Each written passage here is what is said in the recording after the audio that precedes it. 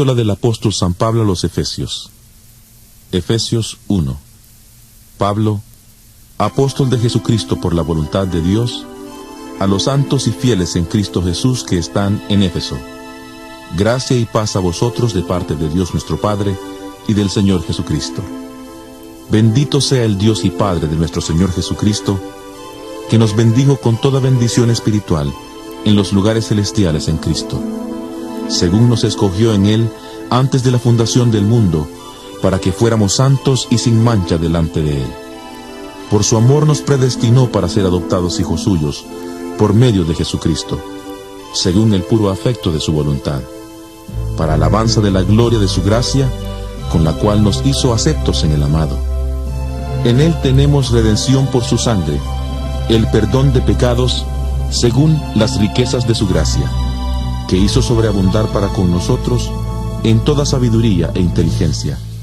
Él nos dio a conocer el misterio de su voluntad, su beneplácito, el cual se había propuesto en sí mismo, de reunir todas las cosas en Cristo, en el cumplimiento de los tiempos establecidos, así las que están en los cielos como las que están en la tierra. En Él asimismo tuvimos herencia, habiendo sido predestinados, conforme al propósito del que hace todas las cosas según el designio de su voluntad, a fin de que seamos para alabanza de su gloria, nosotros los que primeramente esperábamos en Cristo. En Él también vosotros, habiendo oído la palabra de verdad, el evangelio de vuestra salvación, y habiendo creído en Él, fuisteis sellados con el Espíritu Santo de la promesa, que es las arras de nuestra herencia, hasta la redención de la posesión adquirida, para alabanza de su gloria. Vamos a ver el capítulo 1, versículo 1. Pablo, apóstol de Jesucristo por la voluntad de Dios, a los santos y fieles en Cristo Jesús, que están en Éfeso. Una vez más, Pablo se presenta como apóstol. ¿Qué significa apóstol? Enviado, o tipo embajador, representante de Dios, significa apóstol. Entonces, entre los 12 apóstoles, el apóstol Pablo no estaba. Por eso había muchas personas que dudaban de su apostolado. ¿Será que vos sos apóstol? ¿Quién te puso a vos apóstol? ¿Cómo es que él podía confirmar que era apóstol? Lo mismo habíamos explicado cuando comenzamos el libro de Gálatas. ¿Qué es lo que a él le garantizaba el ser apóstol? Que todas las enseñanzas que los apóstoles recibieron de Jesús, todas las manifestaciones que los apóstoles tuvieron por medio de Jesús, se cumplieron también en el apóstol Pablo. Por eso él decía, yo fui nombrado apóstol por medio de Jesucristo. Porque él no tenía la intención de ser apóstol. No es que él buscó, yo quiero ser apóstol, yo quiero ser apóstol. Pero Dios le llamó, Dios le buscó, Dios ya le tenía en su mira desde antes, y él mismo dice, desde antes de la fundación del mundo, Dios ya me tenía en su corazón. Dios ya tenía pensado mi vida. Por eso él puede consagrarse apóstol. También él después en el libro de Gálatas, capítulo 2, él viene y confirma a los apóstoles que estaban en ese momento la palabra que él predicaba. Vamos a mirar un poco ya que estamos ahí cerca de Gálatas. Gálatas capítulo 2, el versículo 2. Gálatas 2:2 dice, pero subí según una revelación, y para no correr o haber corrido en vano, expuse en privado a los que tenían cierta reputación en el evangelio que predico entre los gentiles. ¿Qué es lo que él hizo? Expuso en privado. Estaban ahí Pedro, Juan, Santiago, y él les expuso. Estas son las palabras que yo predico. Este es el evangelio que yo predico. El evangelio no es un tema nuevo para los judíos. Nosotros pensamos muchas veces que el evangelio es un tema nuevo. El evangelio es un tema ya conocido ¿desde qué época? Desde el principio. El evangelio es conocido desde el principio. Evangelio y buenas nuevas son la misma cosa, ¿no? Por eso cuando Jesús viene le dice, arrepentíos y creed en el evangelio. Ya, imagínense, si ellos no sabían qué es el evangelio, si ellos no conocen de qué se trata el evangelio, ¿por qué Jesús le va a hablar así? ¿Cómo puede entonces ellos arrepentirse y creer en el evangelio si el evangelio sería alguna doctrina nueva, alguna enseñanza nueva? Ahí en el momento Jesús le dice, arrepiéntanse y crean en el evangelio. Por eso podemos entender que el evangelio es lo que estaba desde el principio. Génesis, Éxodo, Levítico, Números, Deuteronomio. conocido como el Pentateuco o la Torá, los libros de la Torá, o la palabra de Dios que permanece para siempre. Esto es el Evangelio. Y de ahí se fue extendiendo a los salmos, a los profetas y a los escritos de los apóstoles. O sea que en el tiempo del apóstol Pablo no había escrito de los apóstoles. Solamente había la Torá, los 5 libros de Moisés, los salmos y los profetas. Tampoco ellos tenían la idea de formar el Nuevo Testamento. Ustedes piensan que ¿qué les parece si empezamos a escribir otros libros para hacer el Nuevo Testamento? Ellos pensaban así.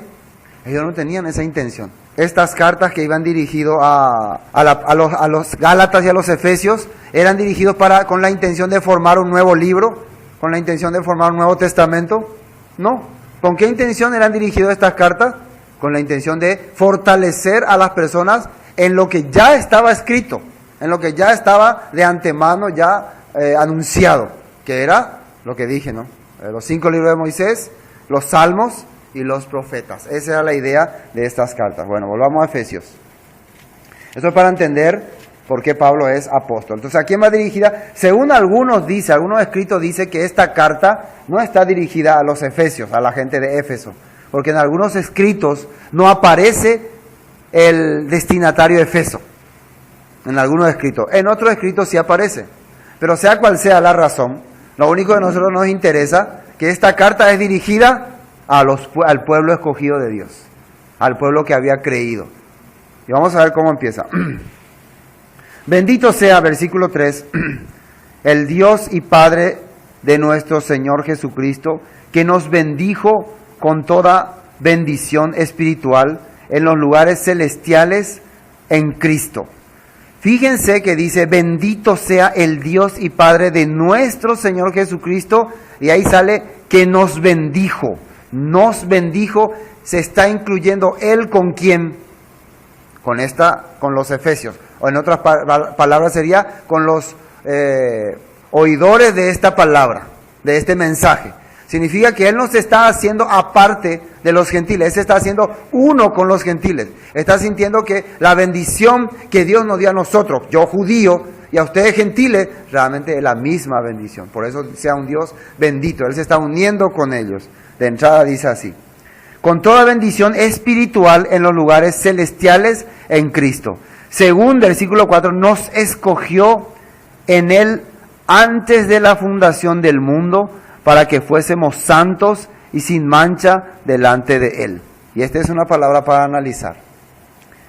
Según el apóstol Pablo, que está hablando a los efesios, y que está diciendo que la bendición es tanto para ustedes como para nosotros, era y estaba preparada desde antes de la fundación del mundo, dice.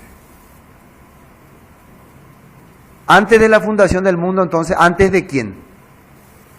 ¿Quién fue el primer hombre que se creó en el mundo?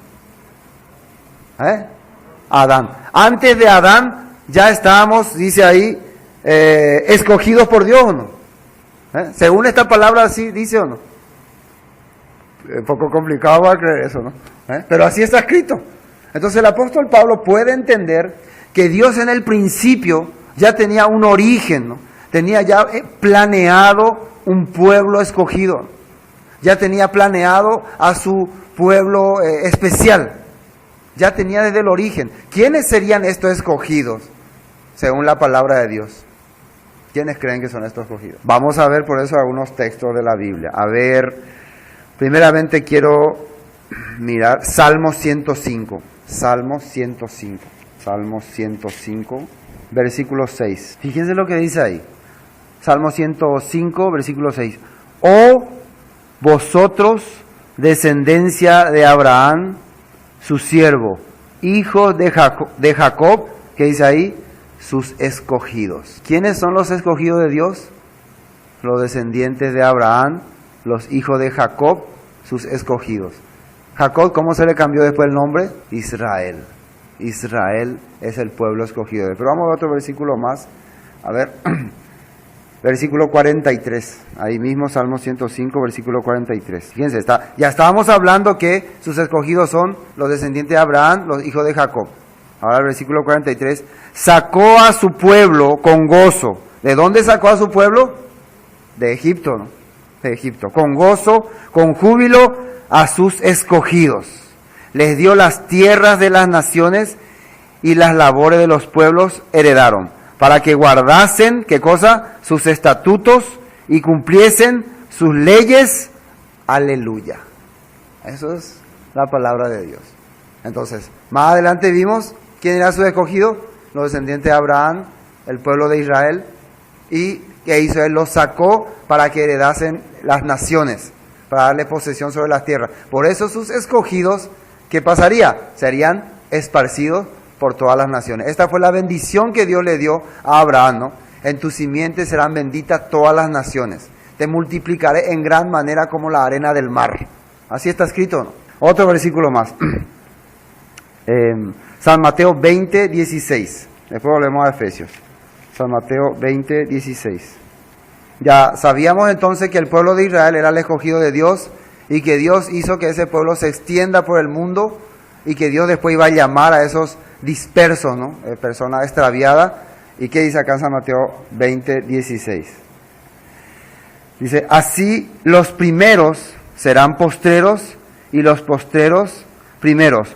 ¿Y qué dice acá? Porque muchos son llamados, mas pocos escogidos. Y acá ya está hablando dos palabras claves. Muchos y después sale pocos. El pueblo de Israel, ¿cuánto es? ¿Cuánto es el pueblo de Israel? El número, ¿cuánto es? Un pueblo. Es un pueblo santo. Pero ese pueblo, ¿cómo se hizo? Se hizo mucho, se extendió. Entonces de esos muchos, ¿el que va a hacer? Va a llamar. Los dispersados va a llamar. Los va a traer. Y de esos que vengan, ¿cuántos serán? ¿Serán muchos otra vez? Serán unos pocos. Los escogidos. Por eso es importante entender ese punto. Pero una vez más acá, en Mateo 24, 31. Mateo 24, 31. Para después ya pasar a Efesios. Ya, los últimos tiempos finales que va a ocurrir. Versículo 31, 24, 31. Y enviará, está hablando del Hijo del Hombre que va a aparecer en los tiempos finales, enviará sus ángeles con gran voz de trompeta y juntará a sus escogidos de los cuatro vientos, desde un extremo del cielo hasta el otro. ¿Quién va a hacer eso? Jesucristo. ¿A quién va a juntar? A sus escogidos. ¿Será que a nosotros nos va a juntar también? ¿Será que nosotros seremos escogidos de Dios? ¿Qué pista hay para saber si somos sus escogidos? Bueno, vamos a volver a Efesios y después vamos a continuar hablando de los escogidos. Bueno, versículo 4 nos quedamos, ¿no? Efesios capítulo 1, versículo 4. Según nos escogió en Él antes de la fundación del mundo para que fuésemos santos y sin mancha delante de Él. ¿Para qué nos escogió? Dice, para que fuésemos santos y sin mancha. La palabra santo quiere decir apartado, separado del mundo. ¿Para qué Dios escogió a su pueblo Israel? ¿Con qué objetivo Él le llamó, le sacó de Egipto? ¿Qué quería hacer con los israelitas? Dios quería que ellos sean un pueblo especial, reyes, sacerdotes, un pueblo santo y que sean luz para las naciones. ¿Ese era su objetivo o no?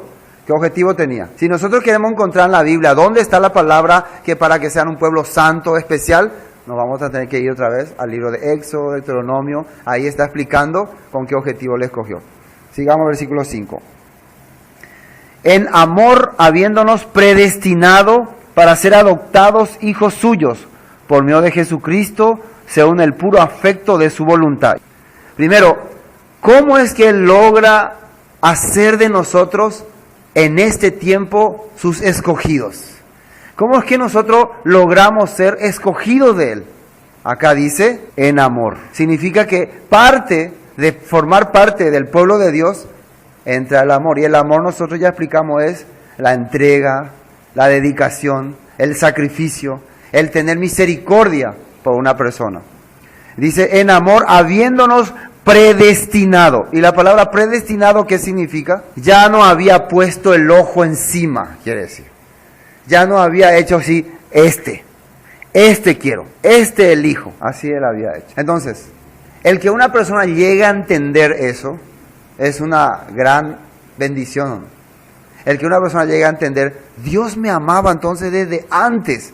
Dios ya realmente estaba viendo mi vida, estaba observando mi vida, teniendo en cuenta todos mis pasos. Entonces Dios así ya estaba poniendo su ojo en mí. El que una persona llegue a entender eso, es lo que Jesús le decía a la mujer samaritana, es el don de Dios. Si conocieras el don de Dios, si conocieras cuánto Dios te ama, cuánto Dios ya está preparándote para bendecirte. Si conocieras esas cosas, entonces tú le buscarías, dice, tú le llamarías. Entonces el problema de muchas personas que es actualmente, todavía no descubren eso. Nosotros, ¿cuál era nuestro problema antes? ¿Por qué vivíamos como vivíamos? Porque no sabíamos de este amor que Dios ya tenía preparado para nosotros desde muchísimo antes. ¿Sí o no? Por eso, y fíjense, ya nos estaba poniendo el ojo, ¿no? Por eso, ¿cuál es la prueba de eso? ¿Cuál es la prueba de que Dios no estaba poniendo ya el ojo? ¿Cuál es la prueba de que Dios no había predestinado? El que ahora estamos pudiendo escuchar y entender su palabra. Esa es la prueba. ¿Entienden? Después, para ser adoptados hijos suyos por medio de Jesucristo, según el puro afecto de su voluntad. ¿Por qué adoptados? Porque nosotros, al nacer en este mundo, al ser criados como este mundo, como hijos de qué fuimos criados, como hijos de Dios o como hijos del mundo. Como hijos del mundo. ¿Nosotros acaso desde que nacimos ya empezamos a ser criados ya como hijos de Dios? ¿Ya nos gustaban las cosas de Dios? No.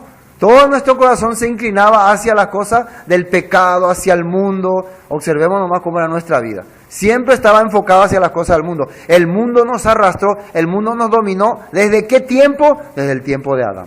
Del tiempo que Adán decidió entregarle toda potestad que Dios le había dado a él, al diablo, el diablo se encargó de educarnos y de criarnos. ¿Esa es la verdad o no? Por eso dice que el mundo entero está bajo el maligno. Entonces, ¿Dios qué tiene que hacer? Al habernos predestinado, al habernos elegido, aunque Él, yo pienso así, Él nos miraba desde lejos, mira aquel muchacho Arnaldo, cómo está viviendo, ¿no? Que pongan otra vez la disco. Pero Dios estaba mirando, ya, ese yo predestiné ya. Un día yo le voy a sacar de ahí. Un día yo le voy a traer a mi redil. Un día, ahora nomás todavía está un tiempo ahí. Todavía está pensando que es hijo del mundo. Todavía está creyendo que él es su padre. Yo un día voy a adoptarlo, voy a recibirlo.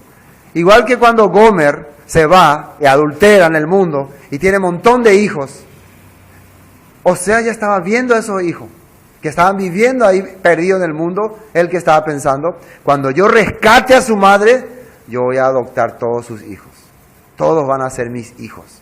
Imagínense el corazón que tenía. O sea, no sé si nosotros como seres humanos tendríamos ese corazón, ¿no?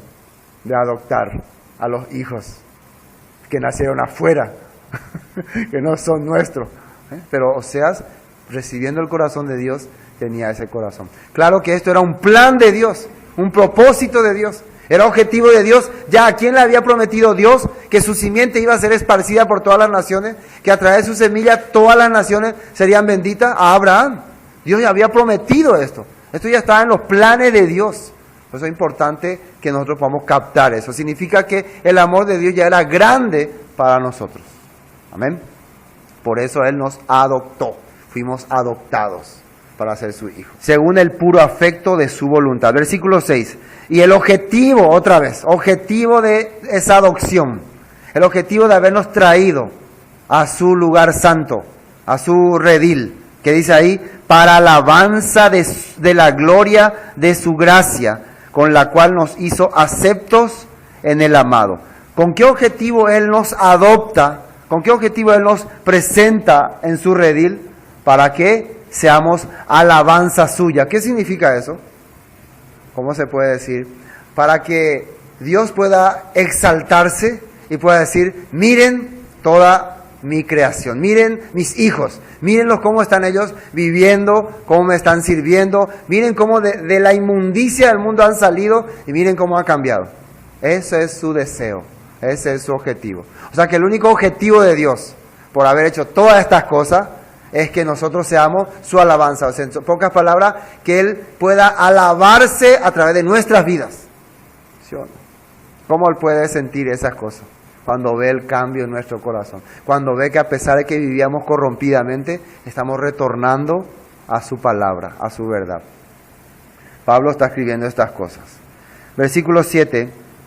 En quien tenemos redención por su sangre, el perdón de pecados, según la riqueza de su gracia. ¿Por qué nosotros tenemos redención por su sangre? ¿Qué habíamos hecho nosotros para que Él nos haya redimido? Nos habíamos apartado de su palabra, nos habíamos alejado de su verdad.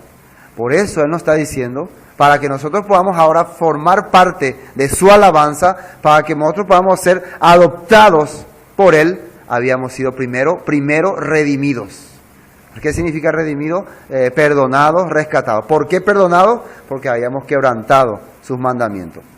Desde el versículo 3 hasta el versículo 12, exclusivamente se está refiriendo a su pueblo escogido.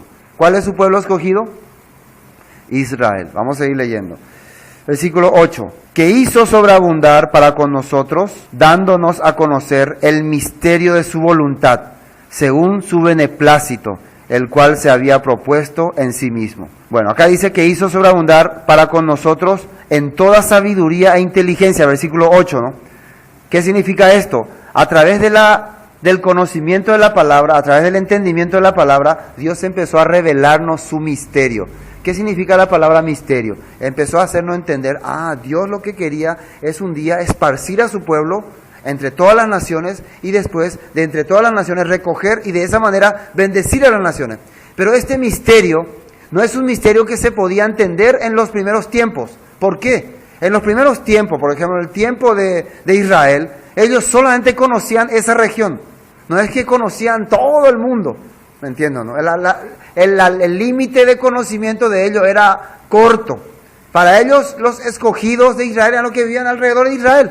En el tiempo, inclusive en el tiempo se puede decir de Daniel, en el tiempo de los profetas, para ellos los esparcidos de Israel, ¿dónde estaban? Estaban ahí alrededor nomás. Ellos no podían mirar más allá, no podían mirar China, ni Japón, ni América, ni Alaska. Ellos no sabían eso. Por eso el misterio siempre era un misterio. Siempre estaba en misterio. Porque ellos no podían entender la dimensión del poder de Dios. Pero a medida que pasó el tiempo, ¿qué fue ocurriendo? Dios nos fue abriendo la visión.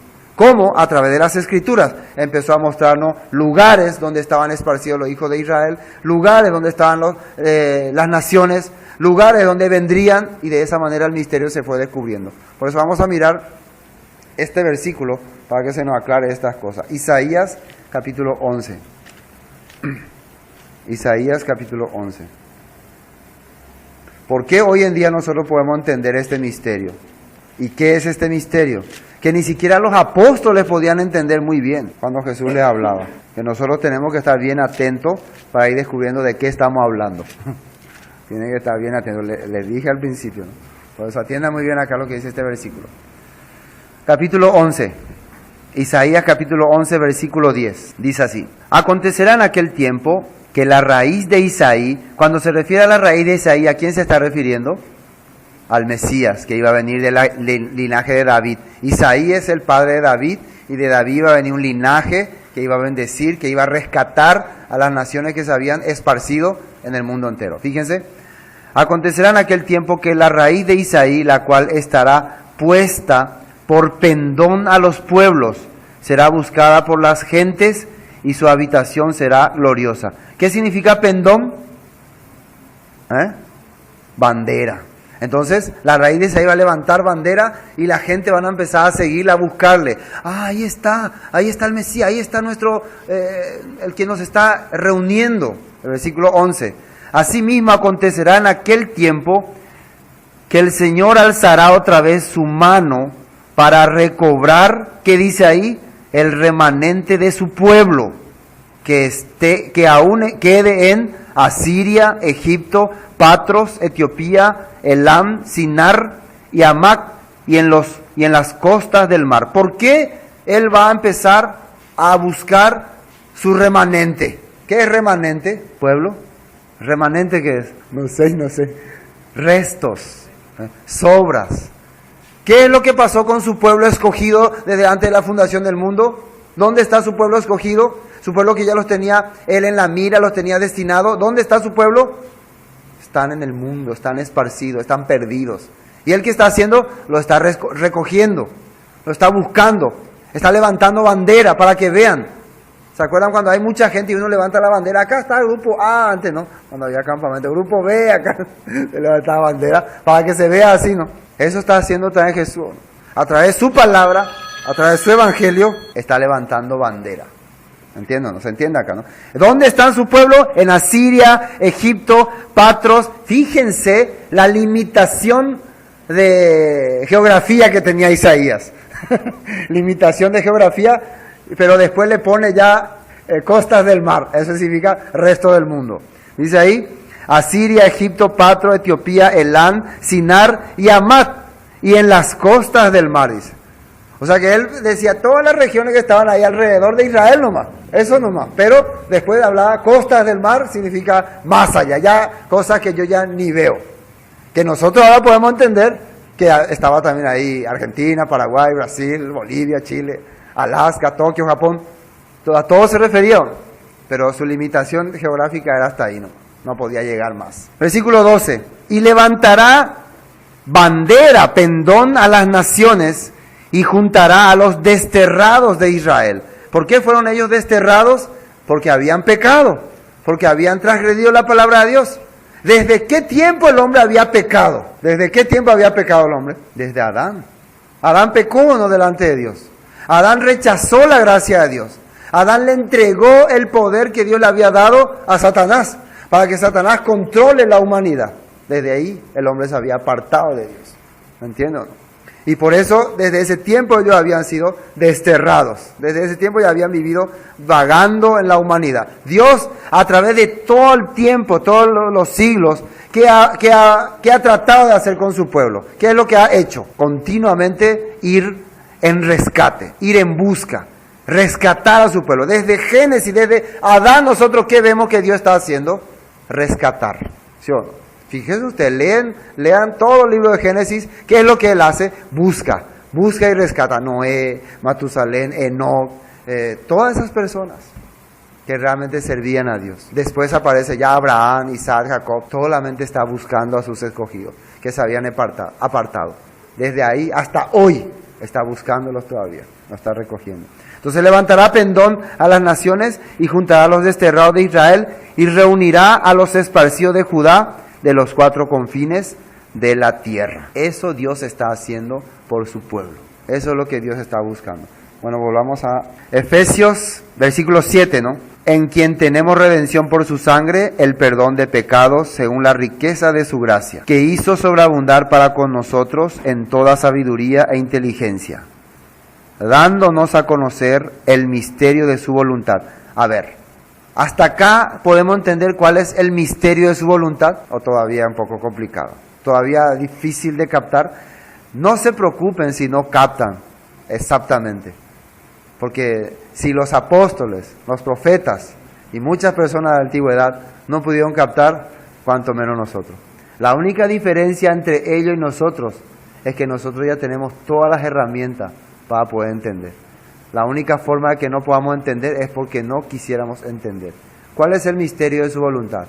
Que Dios esparciría a su pueblo en todo el mundo y después levantaría bandera para empezar a restaurarlos, para empezar a recoger otra vez, desde todos los confines de la tierra, de los 4 confines de la tierra. Eso Dios haría.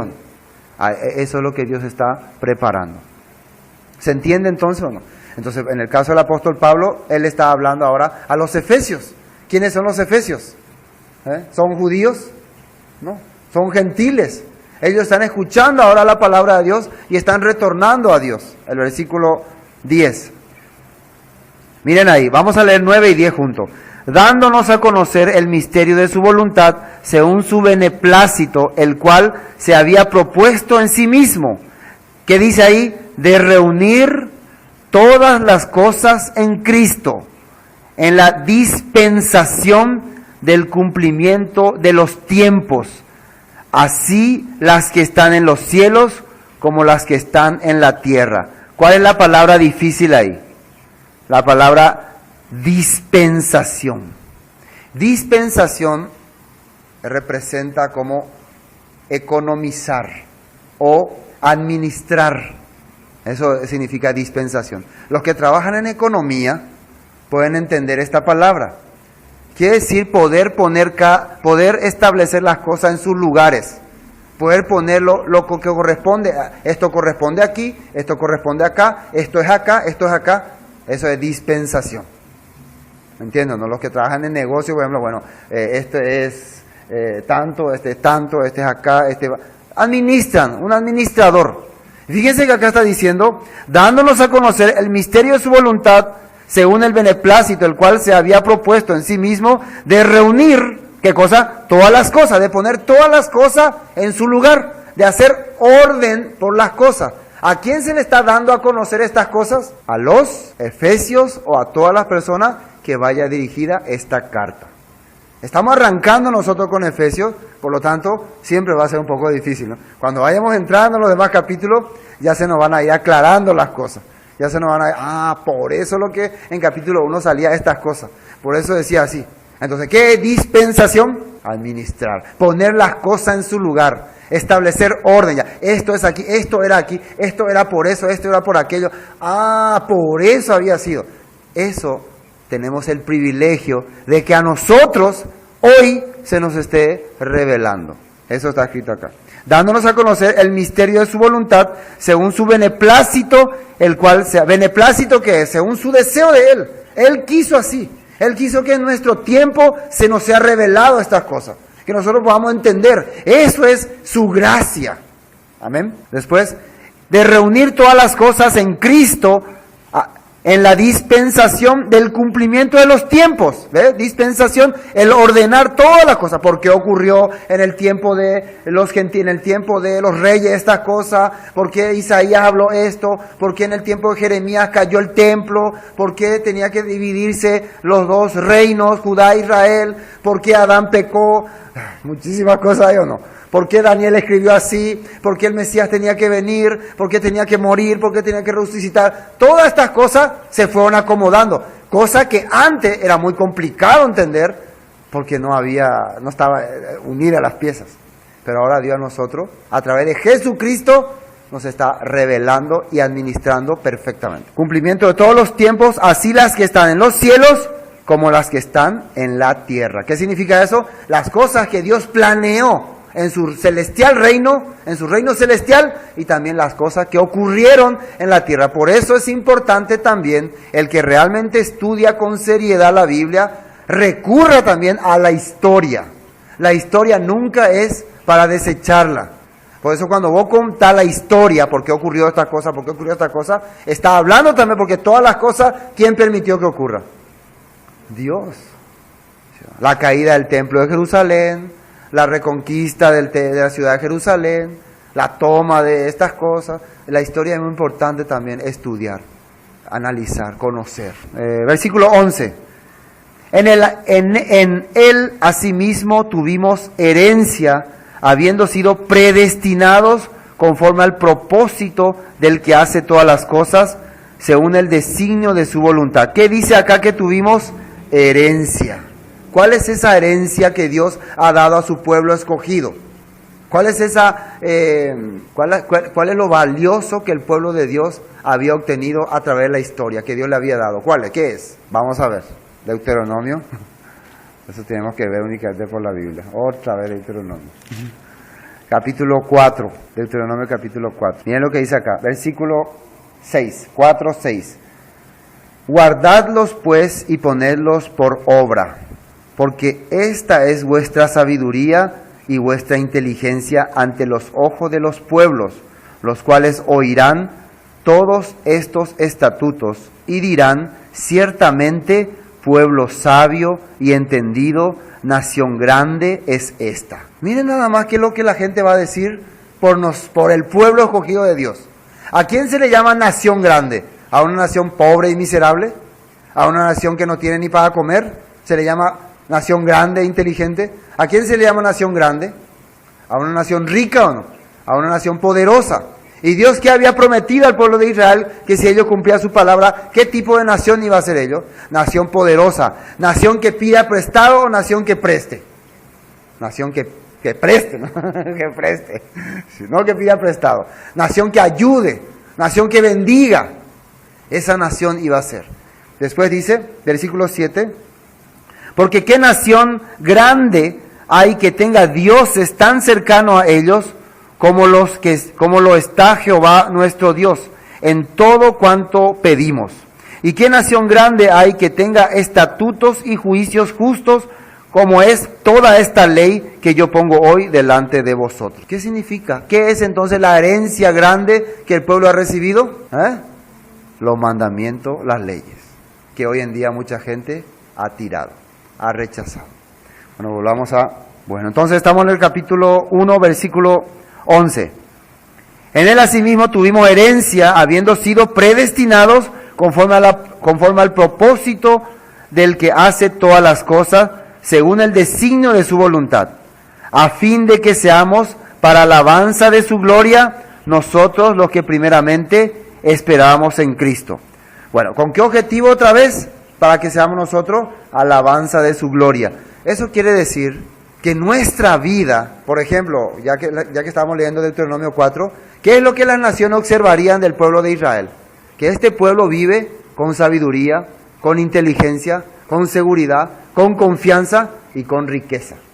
¿Por qué? ¿Por qué vive así? Porque está haciendo las cosas que Dios le había dicho.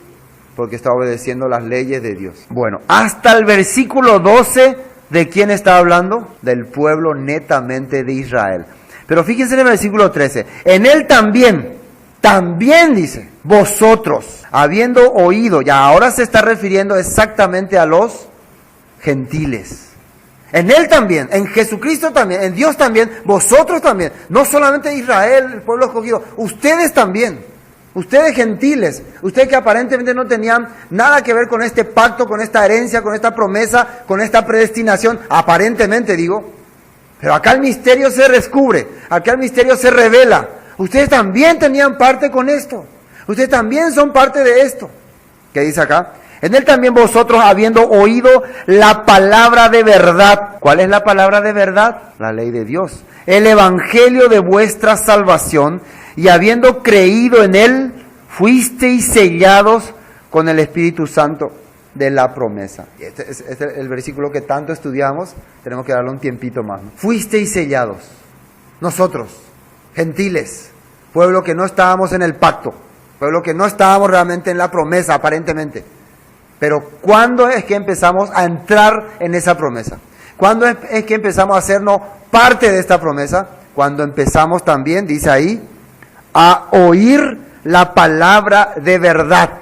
Cuando empezamos a escuchar la palabra de verdad y esa palabra empezó a atraernos, empezó a arrastrarnos, empezó a empujarnos. Eso fue la prueba de que nosotros también somos parte del pacto, somos parte de la promesa. ¿Me entienden? ¿Se acuerdan de Rahab, la ramera? El pueblo de Israel iba camino a destruir Jericó. Ella había oído lo que este pueblo había hecho con otras naciones. Y pasando el tiempo ella entendió, este es el Dios verdadero. Cuando llegaron 2 espías en su casa, ella que le manifestó, sé que Jehová os ha dado esta tierra. Así ella dijo, Dios le dio esta tierra de ustedes. Ustedes son pueblo escogido de Dios. Así ella entendió. El misterio se le reveló a ella, ¿no? ¿Sí o no? El misterio, ¿quién te puede revelar? ¿Quién puede abrir tu entendimiento para que los misterios de Dios se te sean revelados? ¿Quién? ¿Pero acaso solamente así puede abrirte? Revélame misterio, Espíritu de Dios, revélame. No, he oído, sé que Jehová, porque hemos oído, dice. Hemos oído lo que Dios ha hecho allá, acá, en Egipto, en todas partes. Cuando vos empezás a escuchar la palabra, cuando vos empezás a recibir la palabra, Dios te empieza a revelar su misterio. Empieza a mostrarte realmente quién sos. Vos no sos de este pueblo, vos no sos de Jericó, vos sos parte de mi pueblo, vos sos uno de los nuestros, vos sos uno de los que yo desde ante mucho tiempo predestiné. ¿Qué está haciendo ahí? Salve de ahí. Así Dios te llama, así Dios nos llama. Ruth la moabita también conoció a Noemí. Noemí fracasó en Moab por haber abandonado a su pueblo. Cuando Noemí pensaba regresar, porque ¿qué hizo? Escuchó la voz de su Dios que le había dado pan, dice. ¿Qué hizo Ruth? Noemí le dijo a Orfa y a Ruth, pueden regresar a su país. Yo ya soy vieja, yo no tengo hijos para darle para que sean su marido. Conmigo van a fracasar. Así le dijo, ¿no? Regresen a su país, vuelvan a su vida normal, hagan su vida normal. Si acaso lo que le gusta a la gente no es eso, hacer su vida normal. Yo quiero hacer una vida normal, quiero vivir normal como toda la gente. Eso no le gusta a la gente. Eso es lo que todos quieren que se le diga, viva nomás su vida normal. ¿Acaso no están queriendo escuchar eso? Pero Ruth, ¿qué hizo? Orfa le besó a su suegra, te amo mi suegra, te amo, ¡ay! Chau, y se fue. Pero Ruth, ¿qué hizo? No me pidas que te deje, ni me aparte de ti. Tu pueblo, ¿qué dijo? Será mi pueblo.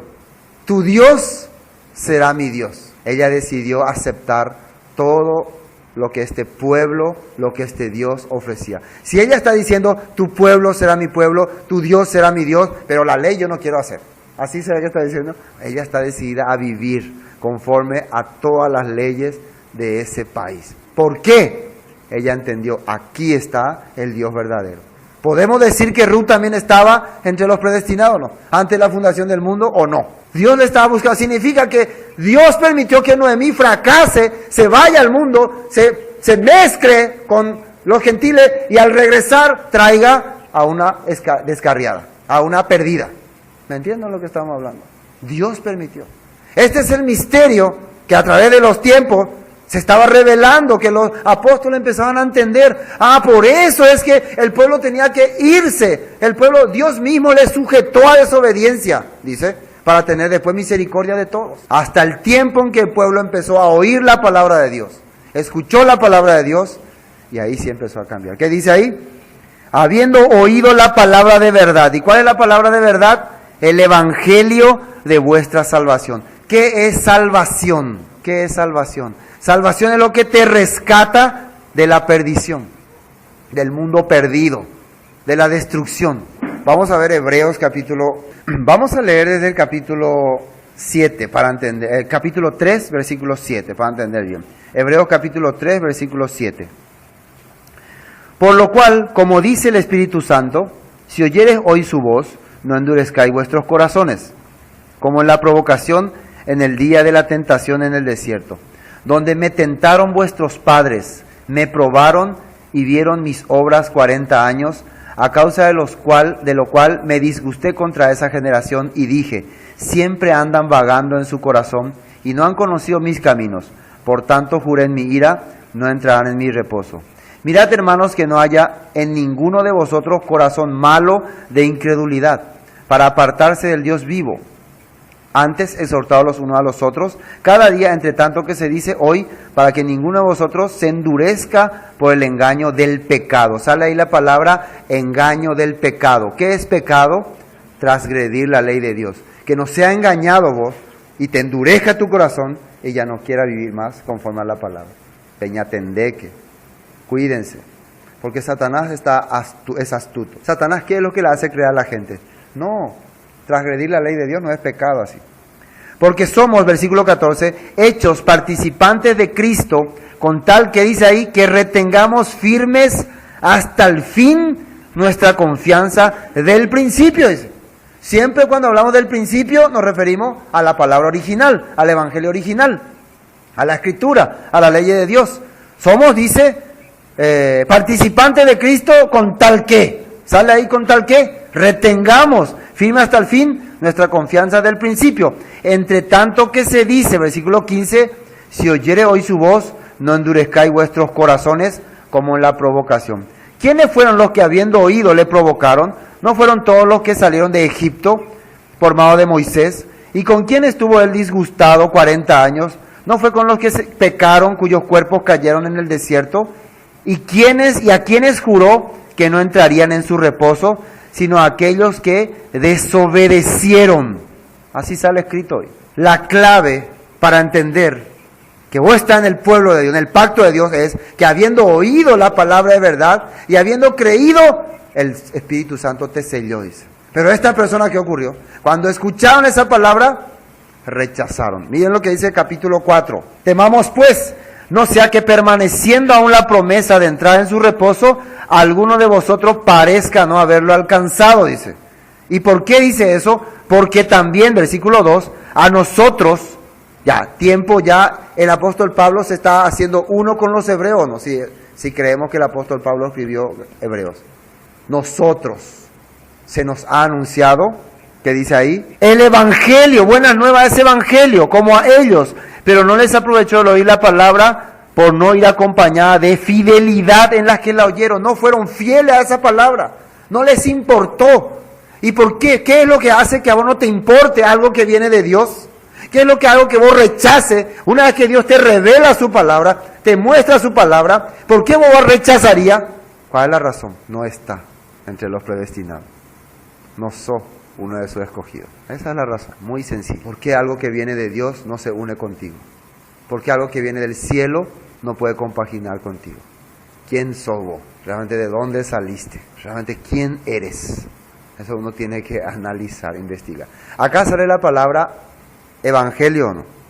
Hermanos, ¿el evangelio es una palabra nueva o una palabra antigua? Antigua. Entonces cuando Jesús decía arrepentíos y creed en el evangelio, ¿de qué estaba hablando? De estos escritos. De la misma cosa que Moisés le habló a los israelitas. Profeta os levantará el Señor de entre vuestros hermanos.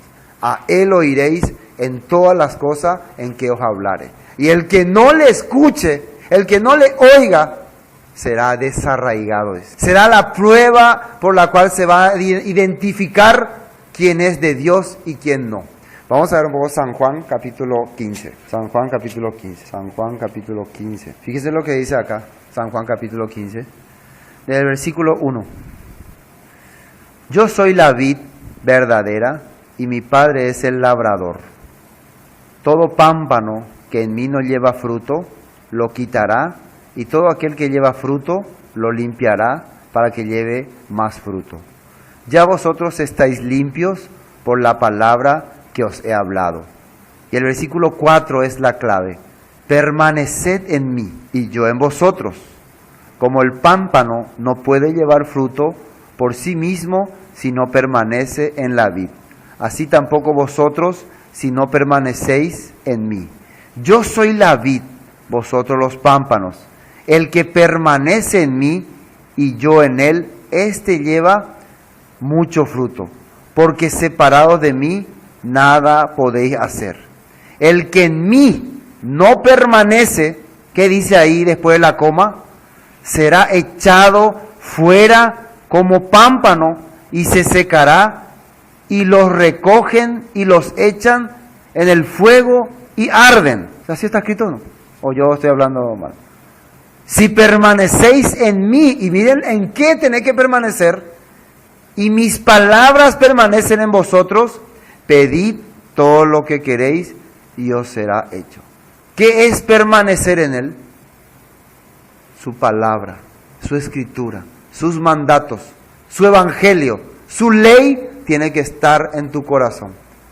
El día en que vos decidas renunciar a esas leyes, a esas palabras, es lo mismo que vos estás diciendo, Jesús no es la vid, Él no es la vid, yo no quiero estar al lado de Él.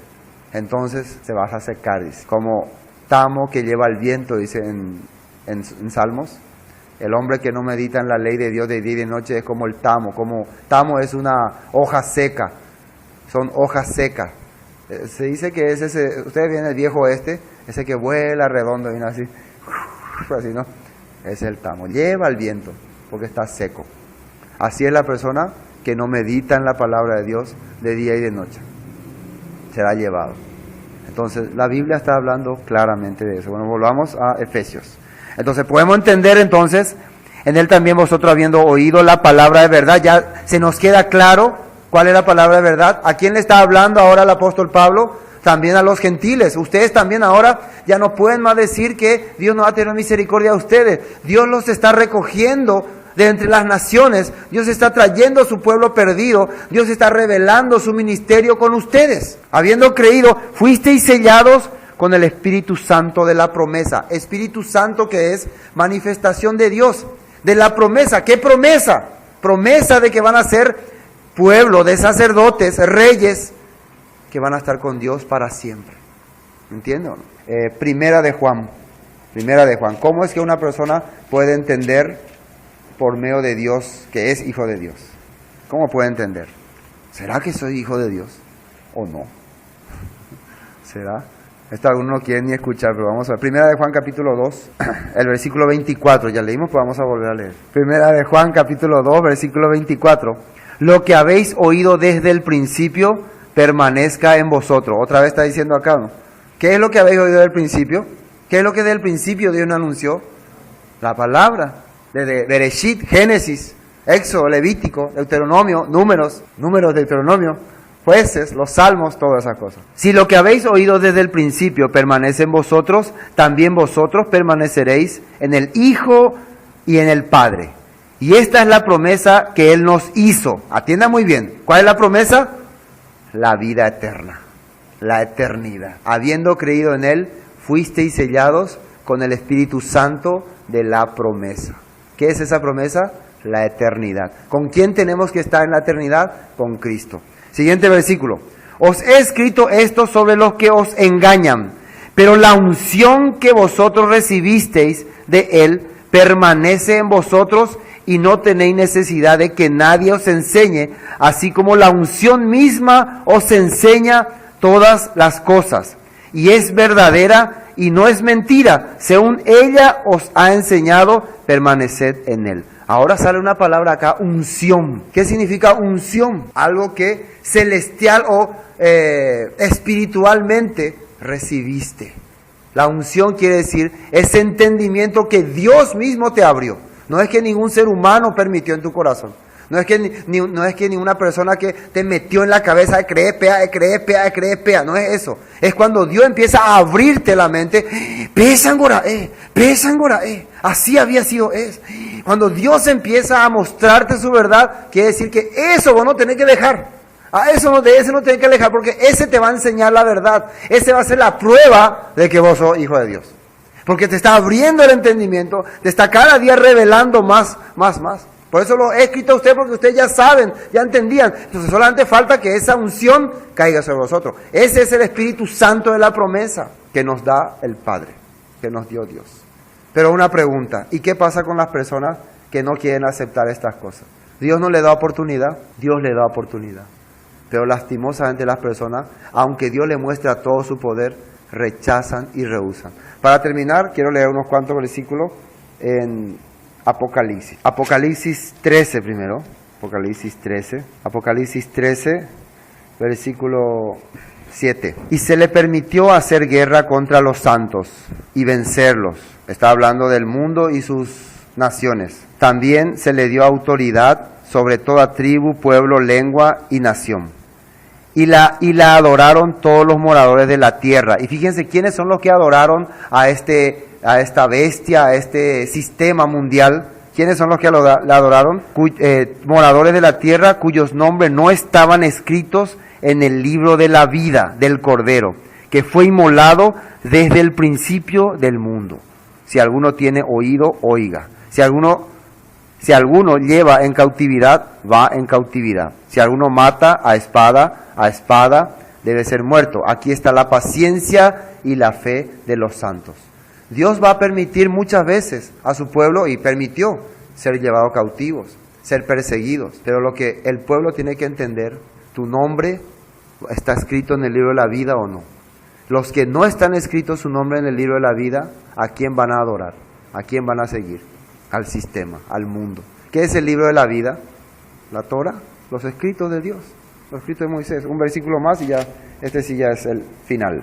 Capítulo 16, fíjense lo que ocurrió acá. Versículo 9, Apocalipsis 16, 9. Y los hombres se quemaron con el gran calor y blasfemaron el nombre de Dios, que tiene poder sobre estas plagas, y no se arrepintieron para darle gloria. A pesar de que Dios enviaba dolor y sufrimiento por el hombre para que se arrepienta. ¿El objetivo de Dios qué era? Que se arrepienta. ¿Qué significa arrepentimiento?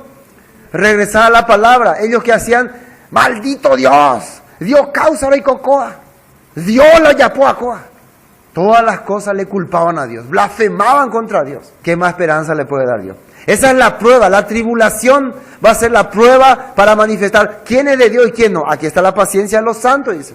El santo va a pelear, va a ser llevado cautivo, va a morir a espada, pero no va a renunciar a su escritura, a su doctrina, a su palabra, a su creencia. Pero el otro, aunque se le da castigo, se le da todas las cosas para volver a Dios, lo que va a hacer va a murmurar contra Dios. Bueno, terminemos con los 2 versículos de Efesios y ahí sí nos vamos ya. Aquí. Versículo 14. Bueno, estábamos en 13. En él también vosotros, habiendo oído la palabra de verdad, el evangelio de vuestra salvación, y habiendo creído en él, fuisteis sellados con el Espíritu Santo de la promesa. Y acá dice que es las arras de nuestra herencia, dice, hasta la redención de su posesión adquirida para alabanza de su gloria. Y sale otra vez una palabra extraña, arras.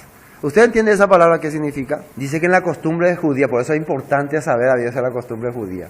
En la costumbre judía, cuando hay el casamiento, el novio le entrega a la novia una bolsita así de dinero. Eso es para ella.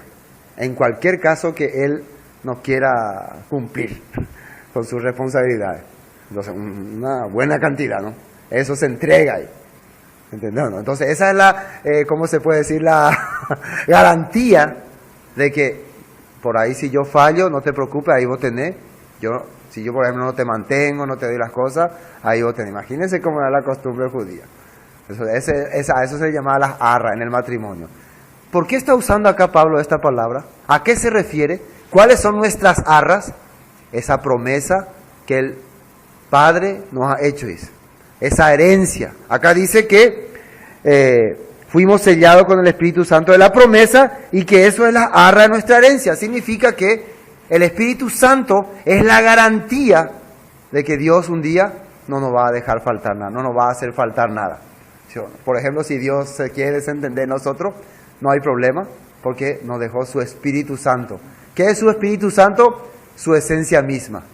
Es la riqueza más grande que puede tener una persona. En pocas palabras, es la revelación de su evangelio, de su escritura en nuestro corazón. O sea que nuestras arras son la palabra de Dios. Amén. Eso